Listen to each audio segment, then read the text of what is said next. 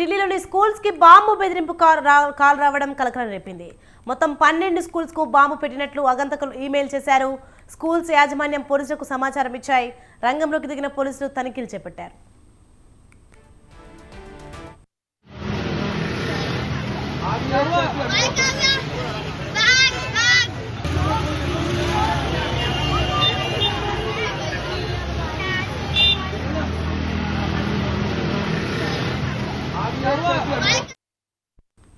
Breaking news చూస్తున్నాం మనం. ఢిల్లీలోని మొత్తం 12 స్కూల్స్ కు ఈ బాంబు బెదిరింపు ఈమెయిల్స్ వచ్చాయి. Mother Mary School, Delhi Public School, Sanskriti School కి బాంబు బెదిరింపు ఈమెయిల్స్ వచ్చాయి. స్కూల్స్ ను ఖాళీ చేయించి తనిఖీలు చేస్తున్నాయి బాంబు స్క్వాడ్స్. స్కూల్స్ నుంచి విద్యార్థులను తల్లిదండ్రులు తీసుకువెళ్లారు.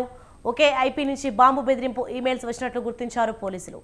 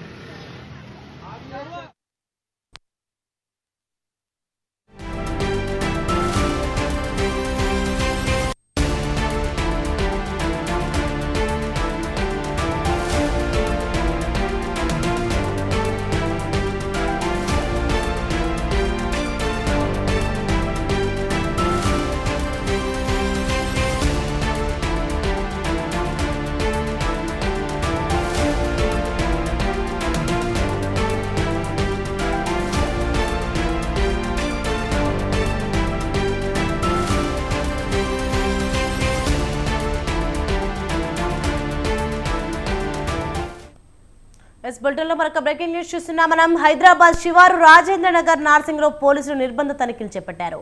సన్ సిటీ, హైదర్ షా కోట్లోని నైజీరియన్లు ఉండే ఇళ్లలో సోదాలు నిర్వహిస్తున్నారు. ప్రతి ఒక్క నైజీరియన్ను క్షుణ్ణంగా తనిఖీ చేస్తున్నారు.